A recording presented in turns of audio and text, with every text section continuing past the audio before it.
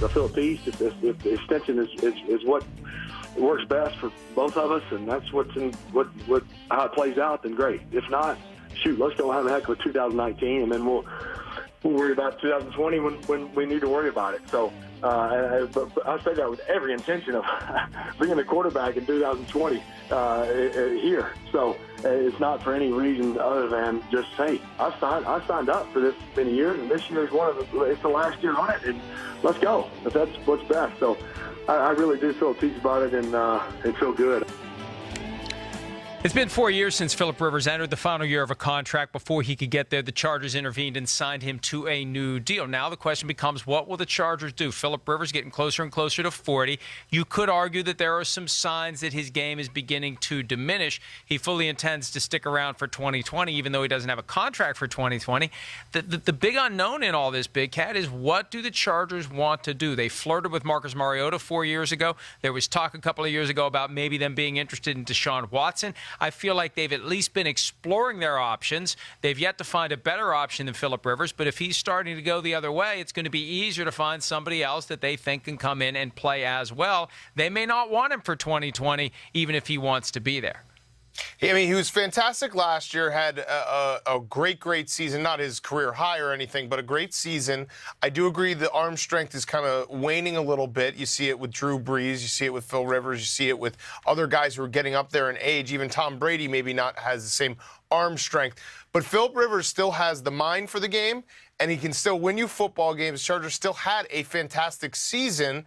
What would be interesting to me, Mike, is would Philip Rivers be interested in a short-term, low-cost deal so the Chargers can maybe get a little frisky in free agency and load up for a run for him and for L.A. and their new stadium and all that coming up in 2020? Could you see something like that? Because, Phil Rivers might say, hey, look, I want to contend. I want to play playoff football. I'll take less. Let's get everyone going here. Let's load up on the defense. Let's load up on the offense. Give me one or two more shots to try to win a Super Bowl, because that's really it. Phil Rivers is a Hall of Famer. If he can win a Super Bowl, now we're talking a different class, especially when you have Big Ben and Eli Manning, the draft class that he will always be linked to, both with 2 Super Bowls. And, you make a great point. There's a ruthlessness there that the Chargers may apply to Philip Rivers from the standpoint of, hey, you want to keep playing for us? This is all we're paying you. We can't justify paying you more. Not where you currently are in your career. We will pay you X, and you can either take it or you can go play somewhere else and uproot all those kids you have. That's the weird thing about this. The idea of Philip Rivers ever leaving the Chargers. Where would he go? Taking 9 kids and counting in tow with him. He's not going to go for 4 months and live alone somewhere. He's too connected and loyal to his family, and that's a good thing. But, the Chargers, and we've seen this from time to time, where a team will use that against a guy that they think is never going to leave. And that's how the Vikings ultimately lost Matt Burke to the Ravens. They thought he'd never leave. He's got a bunch of kids. He's not going to go anywhere else. And at some point, it becomes a challenge to who you are. And he said, and the player says, screw it, I'm going to go somewhere else. But the Chargers may try to do it, and there's a chance if they do it, it'll blow up on them. It's a great point, especially knowing that Philip Rivers, I think, still lives in San Diego and commutes to the facility in the L.A. area. So it's obviously not a long commute, but that story written about how he sits in a big van and watches tape on his commute because he didn't want to uproot his family. To answer your question, the Dolphins are always available, so he could go play for the Dolphins in 2020. I have a question for you, though, Mike.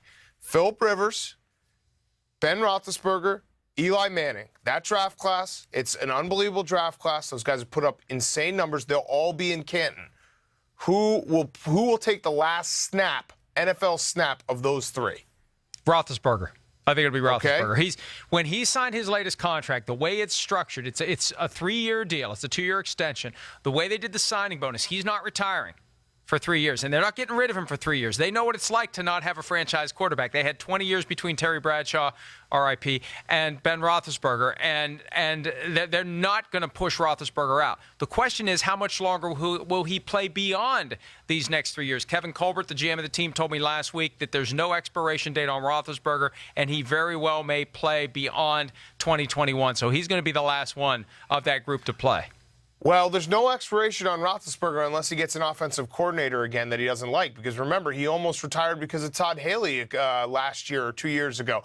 I wouldn't sleep on Phil Rivers being the last quarterback to take a snap, because I do think he loves football. And yeah, the arm strength. I mean, he's never been a super arm strength guy, but his mind is there. And coming off a season like he's had, I think he wants to keep playing. And then the dark horse, obviously, is Eli Manning, because Dave Gettleman might play Eli Manning for the next decade. Like, that might just be on the table here, where Eli Manning is playing till he's 50, and they keep doing this thing. Daniel Jones never even takes a snap for the Giants.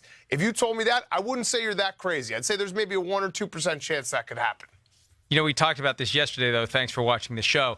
I think the fact that they took Daniel Jones 6th overall is the clue that's out there in plain sight that tells us what the Giants are going to do. We were talking yesterday about the chance that Jones ends up being the Week 1 starter and Manning isn't even with the team anymore. You never know with the Giants at this point. With the Giants, you never know. What they say about Odell Beckham? We didn't sign him to trade him. What did they do? They traded him. I'm just saying. Archie Manning runs that team.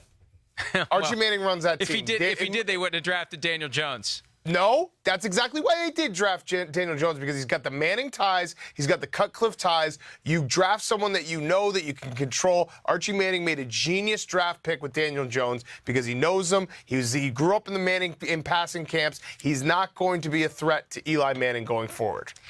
If Philip Rivers leaves the Chargers, keep an eye on the Titans. There were rumors 4 years ago of a Marcus Mariota flip-flop where the Chargers would have given the Titans Rivers and gotten the 2nd overall pick and taken Mariota. If the Titans decide to move on from Mariota, Philip Rivers, Tennessee Titans, finishing his career there. Don't rule that out. It just makes enough sense probably to never happen, but maybe it will. We're going to take a quick break. We've got a full hour of Pro Football Talk Live still to come. We'll be back with more right after this.